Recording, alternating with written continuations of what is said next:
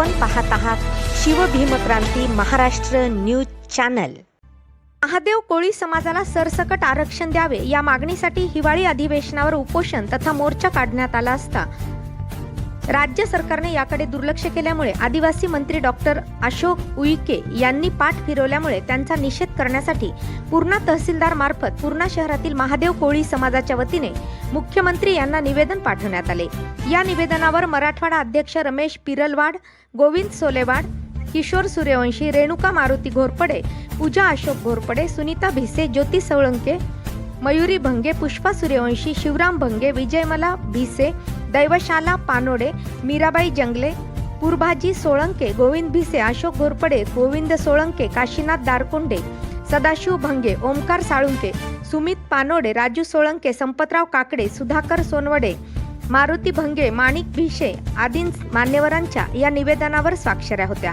पाहुयात सविस्तर वृत्तांत शिवभीमक्रांती महाराष्ट्र न्यूज निर्भीड निपक्ष वृत्तवाहिनीवर। आपल्या आदिवासी मंत्र्याला मी मोर्चामध्ये सांगलेलंच होतं की मी एकटी नारी आहे म्हणून तुमच्या पोलीस प्रशासनानं बळाचा उपयोग केला, पण मी तुम्हाला तिथं मी वॉर्निंग दिली होती की हे बघा एक महिला झाली तर काय झालं, पण एक महिला नाही पहा, हे बघा 100 महिला मी जागृत केल्या आणि येत्या काळामध्ये तुम्हाला सांगते ह्या 100 महिला मी लाखोच्या संख्येने घेऊन येणार आहे।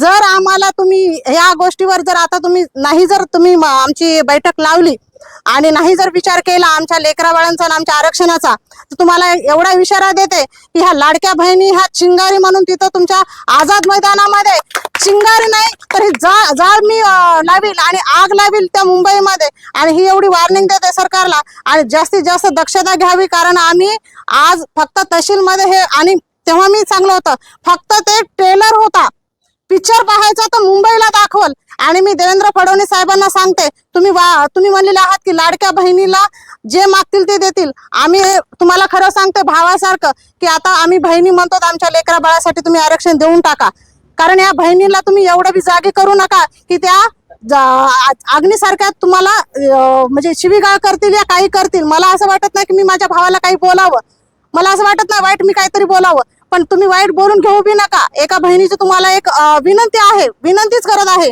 पण जेव्हा तुम्ही आता मुंबईपर्यंत जर आम्हाला आणसाल तर ह्या बहीण आदिवासी महादेव कोळी बहीण आणि इतर माझ्या बहिणी तर तुम्हाला सांगते ज्या भाषेत तुम्हाला बोलायचं ती भाषा तुम्हाला ऐकून घ्यावं लागेल, हे पण तुम्ही दक्षता घ्यावी।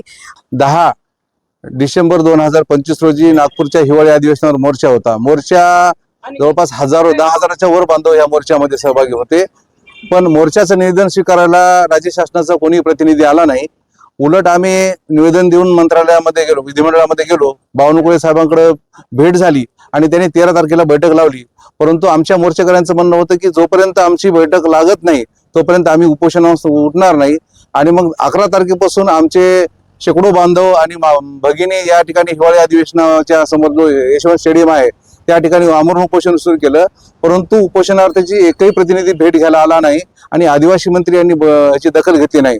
उलट 12 तारखेला आदिवासी विकास परिषदेचा मोर्चा होता, जो मोर्चा आदिवासी मंत्र्यांनी त्या शिष्टमंडळाला बैठकीसाठी बोलावलं तो मोर्चा स्थगित केला, परंतु आमच्या बाबतीमध्ये दुजाभाव केला आणि 13 तारखेला आमच्या समाज बांधवांनी काहींनी आत्महत्या करायचा प्रयत्न केला, स्टेडियमवर चढले, त्यामुळे गोंधळ उडाला। पोलिसांनी आम्हाला पकडलं, धरपकड केली आणि आमचं आंदोलन मोडीत काढण्याचा प्रयत्न केला। मुख्यमंत्र्यांकडे आम्ही 14 तारखेला गेलो, मुख्यमंत्र्यांची सुद्धा भेट झाली नाही। मुख्यमंत्र्यांचे सहसचिवालय जे आहे सहसंचालिका आशा पठाण मॅडम यांच्या सुद्धा आमची चर्चा झाली। अशोक उईके यांना सुद्धा आम्ही निवेदन दिलं, परंतु त्यांनी सविस्तर चर्चा केली नाही। अधिकृत अजेंड्यावर घेऊन राज्यातल्या महादेव कोळी, मल्हार कोळी, ढोर कोळी, टोकरे कोळी जमातीचा प्रश्न सोडवावा, कारण ते 1,05,10,213 ही राज्यातली आदिवासी लोकसंख्या आहे। या आदिवासी लोकसंख्येला गृहीत धरून राज्याचं बजेट ठरतं। राज्यातले 25 आमदार विधानसभेचे आणि 4 लोकसभेचे खासदार आरक्षित आहेत। मग काही जमातीच्या बाबतीमध्ये हा दुजाभाव बाळगणं, कारण शपथ घेताना आपण सर्वांप्रती समान भावना असली पाहिजे, पण आदिवासी मंत्र्यांनी ही म्हणजे आमच्या प्रती जो दुजाभाव केलेला आहे आणि आमचं आंदोलन मोडीत काढलेलं आहे, त्याबद्दल आज आम्ही तहसीलदार साहेब यांच्या मार्फत माननीय मुख्यमंत्री देवेंद्र फडणवीस साहेब यांच्याकडे निषेधाचं निवेदन दिलेलं आहे। आणि या निवेदनाच्या माध्यमातून आम्ही सरकारला हाही इशारा दिला आहे की सरकारने येत्या काळामध्ये जर आमच्या समाज बांधवावर जो होणारा जो अन्याय आहे तो अन्याय दूर करण्यासाठी बैठक लावावी, बैठक जर नाही लावली तर परत एकदा चलो मुंबई आणि 23 फेब्रुवारी पासून आझाद मैदानावर अर्थसंकल्पीय अधिवेशन सुरू होत आहे. त्या अधिवेशनामध्ये सुद्धा आमचा पूर्ण राज्यातला महादेव कोळी, मल्हार कोळी, टोकरे कोळी समाज बांधव त्या ठिकाणी अधिवेशनावर पदरात GR निघाल्याशिवाय आम्ही वापस फिरणार नाही. आमच्या सगळ्या समाज बांधवांचा असा ठाम निर्धार आहे.